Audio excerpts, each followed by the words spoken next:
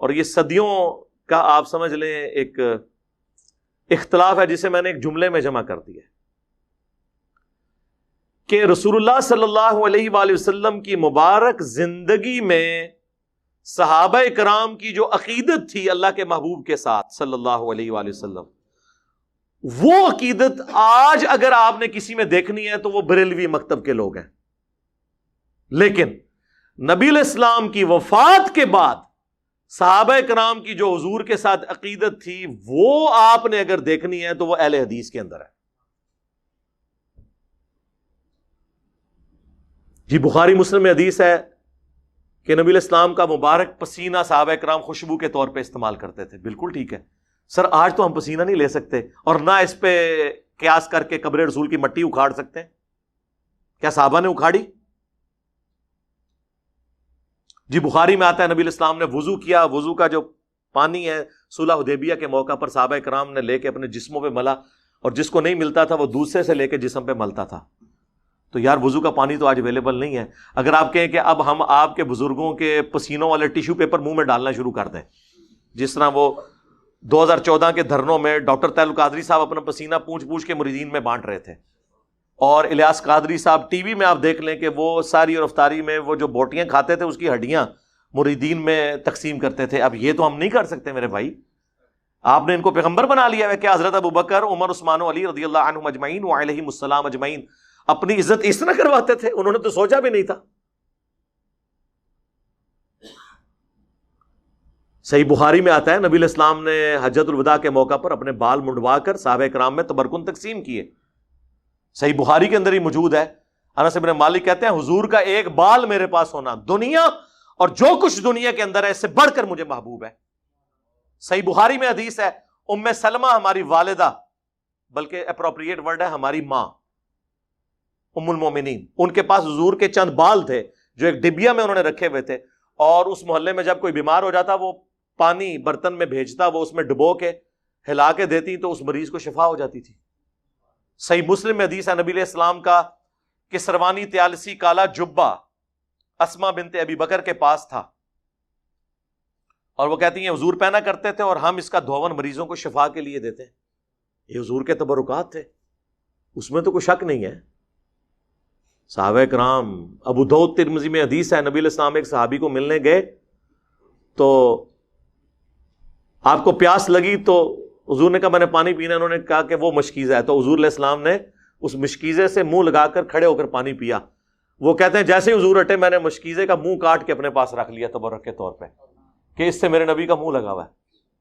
سر صحابہ کرام نے وہ عقیدت کی ہے جو آپ کو یہ زبانی کلامی یہ جو دعوے کرتے نعرے مارتے لوگ نظر آتے ہیں، لیکن کب کی ہے؟ جب حضور علیہ السلام ان کے سامنے موجود تھے. لیکن جیسے ہی فوت ہوئے ہیں تو آپ کی میت کے اوپر محفل میلاد نہیں ہوئی، آپ کی میت کے اوپر وما ارسلناک الا رحمۃ للعالمین نہیں پڑھا گیا، بلکہ کیا پڑھا گیا؟ سیدنا ابوبکر کا خطبہ. 4 جگہ کم از کم بخاری میں ہے، اس سے بھی زیادہ جگہ لیکن ڈیٹیل 4 جگہ. کیا پڑھا؟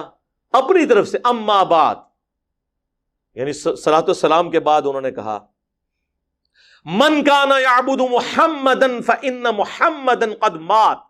تم میں سے جو کوئی بھی محمد کی عبادت کرتا تھا جان لے کہ محمد پاکستان میں فوت ہو چکے، اور حضرت ابوبکر صدیق کے زمانے میں مر چکے، کیونکہ مات کا ترجمہ فوت تو نہیں ہم کر سکتے، فوت تو خود عربی کا لفظ ہے. وَمَنْ كَانَ يَعْبُدُ اللَّهَ فَإِنَّ اللَّهَ حَيٌّ لَا يَمُوتُ. اور جو کوئی اللہ کی عبادت کرتا ہے یا کرے گا جان لے اللہ کو کبھی موت نہیں آئے گی. صحابہ میں کون رسول اللہ کی عبادت کرتا تھا؟ کوئی نہیں. مجھے بھی لوگ کہتے ہیں نا انجینئر فرضی جملے بول کے ساڈے بزرگوں نے لتاڑ دا ہے.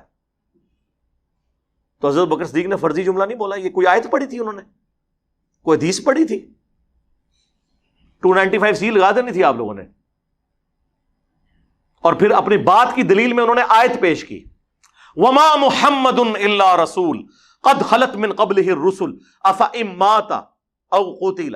محمد تو نہیں مگر ایک رسول، اگر یہ مر جائیں یا قتل کر دیے جائیں، یعنی پاکستان میں یہ وصال فرما جائیں یا شہید کر دیے جائیں، تو کیا تم دین سے الٹے قدم پھر جاؤ گے؟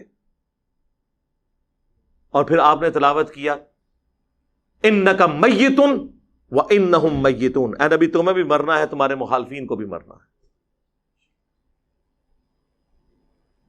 تو میں کہتا ہوں رسول اللہ کی کامیابی ہے کہ آپ کی میت کے اوپر لوگ آپ کی تعریف کرنے کی بجائے توحید بیان کر رہے ہیں۔ یہ ہے امام الموحدین صلی اللہ علیہ وآلہ وسلم کی تربیت کا نتیجہ۔ ہر درخت اپنے پھل سے پہچانا جاتا ہے۔ تو صحابہ کرام کی تربیت یہ ہوئی بھی تھی۔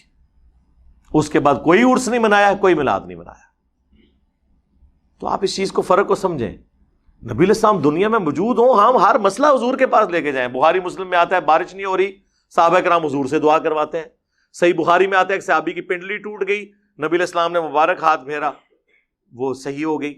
بخاری مسلم میں آتا ہے کہ نبی علیہ السلام صلح حدیبیہ کے موقع پر جب پانی نہیں تھا، آپ کو پیالہ جمع کر کے دیا گیا، آپ نے مبارک انگلیاں اس میں داخل کی، 1500 صحابہ نے وضو کیا، اپنے جانوروں کو پلا لیا، تب بھی بچ گیا۔ اور جابر بن عبداللہ کہتے ہیں ہم 1,00,000 بھی ہوتے نا، پانی اس سے بھی زیادہ تھا۔ حضور کا معجزہ ظاہر ہوا۔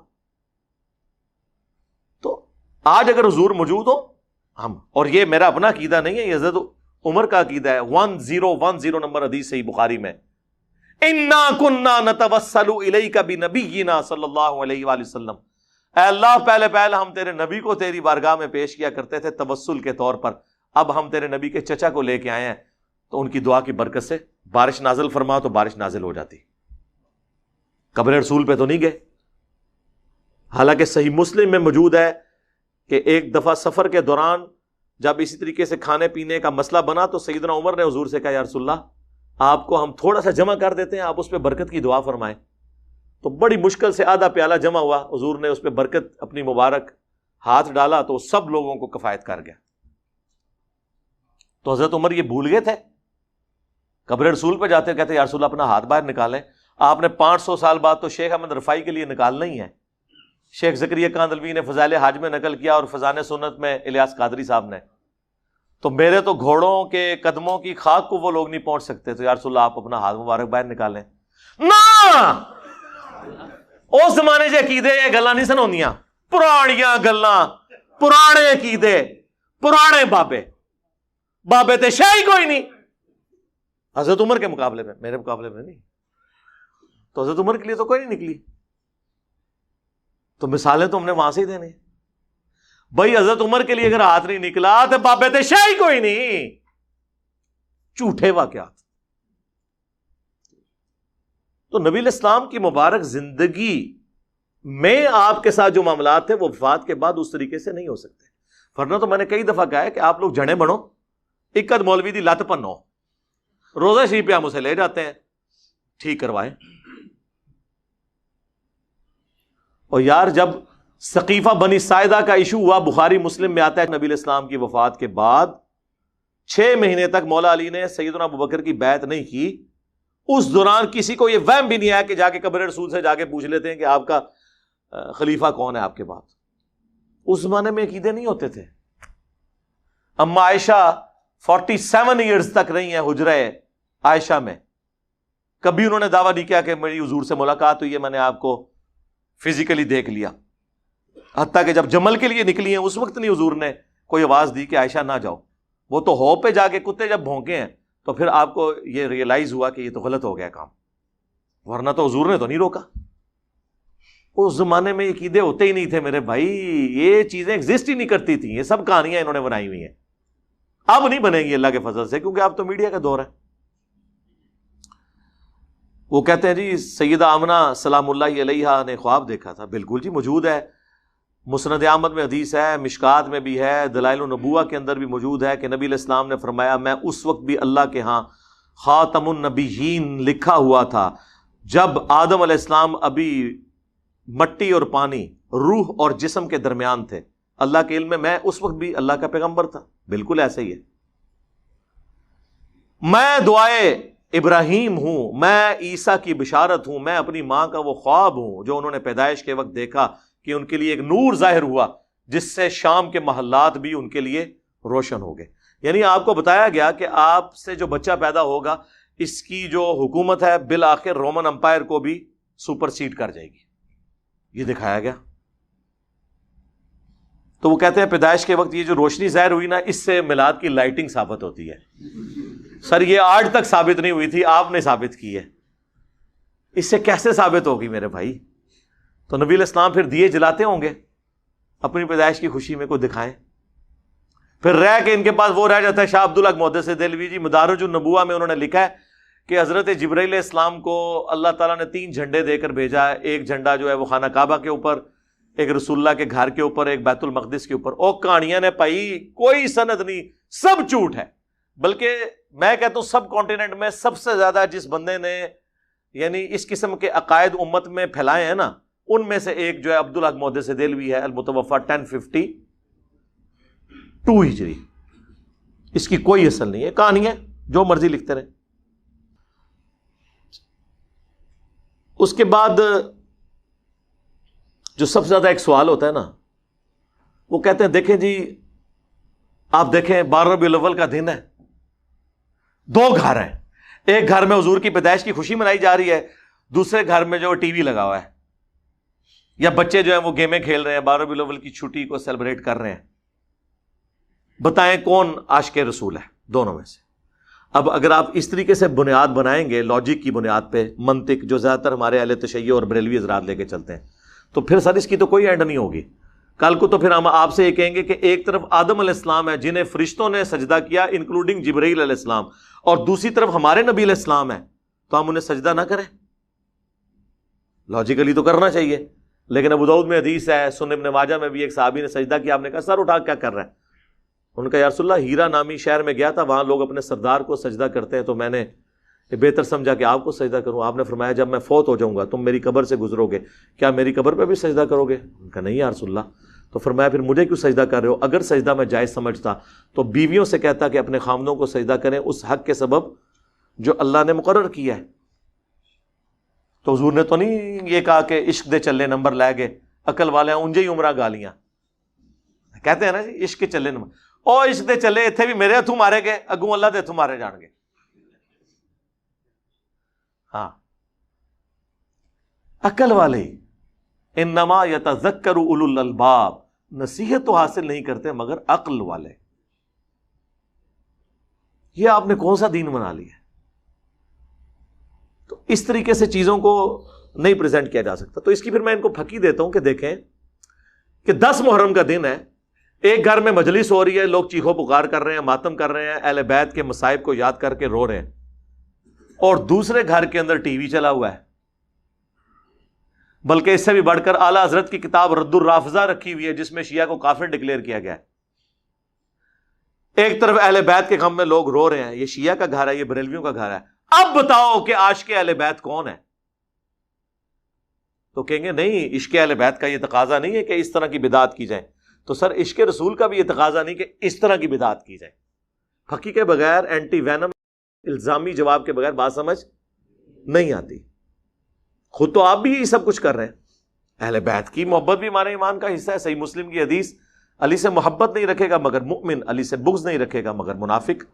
المستدرک للحاکم میں 2 حدیثیں ہیں. اگر کوئی شخص پوری زندگی مقام ابراہیم اور حجر اسود کے درمیان کعبے کے سامنے نمازیں پڑھتا رہے اور روزانہ روزہ بھی رکھتا رہے، لیکن اس حال میں اللہ کو ملے قیامت کے دن کہ اس کے دل میں ہم اہل بیت کا بغض ہوا، تو اللہ اسے ضرور دوزخ میں داخل کرے گا. اللہم لا تجعلنا منہم اللہم اجرنا من النار. تو آ جاؤ پھر تم بھی عشق رسول کا اظہار کرو اس طریقے سے، عشق اہل بیت کا اظہار کرو پھر اس طریقے سے، تو آپ کے لیے خود مصیبت کھڑی ہو جائے گی. اور نہیں جی یہ جو کچھ ہم کر رہے ہیں منع تو کہیں نہیں نا. سر منع تو بہت کچھ نہیں ہے. جب یہ کہہ دیا کہ جو صحیح مسلم کی حدیث کہ بدترین کام وہ ہیں جو دین میں نہیں داخل کر دیے جائیں اور وہ بدعتیں ہیں اور بدعتیں گمراہیاں ہیں، تو منع تو ہو گیا. پھر بھی اگر آپ کو سمجھنا ہے تو ہم آپ کو پھر ایک مثال دیتے ہیں کہ عید کی اذان کہاں پر منع کی گئی ہے. وہ کہتے ہیں نہیں بخاری مسلم میں حدیث ہے کہ نبی علیہ السلام عید کی اذان نہیں دیتے تھے. تو اس سے کیا فرق پڑتا ہے؟ منع تو نہیں نہ کی. اذان کوئی برا کام ہے. بخاری مسلم میں حدیث ہے اذان کی آواز سے شیطان جو ہے بھاگ جاتا ہے اور اس کی ہوا خارج ہو جاتی ہے. اور جن لوگوں نے صرف عید کی نماز پڑھنی ہوتی ہے تو عید کے دن تو اذان لازمی ہونی چاہیے، بلکہ 2 ہونی چاہیے. کہیں گے نہیں نبی علیہ السلام نے نہیں کیا. تو پھر ہم وہی سوال کریں گے کیا گناہ کا کام ہے؟ کہیں گے نہیں ہے تو ثواب کا کام ہے، لیکن نبی علیہ السلام نے تعلیم نہیں فرمایا. تو سر بس یہی ہمارا جواب آپ کے میلاد کی ایکٹیویٹیز کے بارے میں ہے. آپ نے میلاد منانا ہے، صحیح مسلم 2750، فیہ ولدت وفیہ انزل علیہ، اس دن میں پیدا ہوا اور اسی دن مجھ پر پہلی دفعہ وحی نازل ہوئی.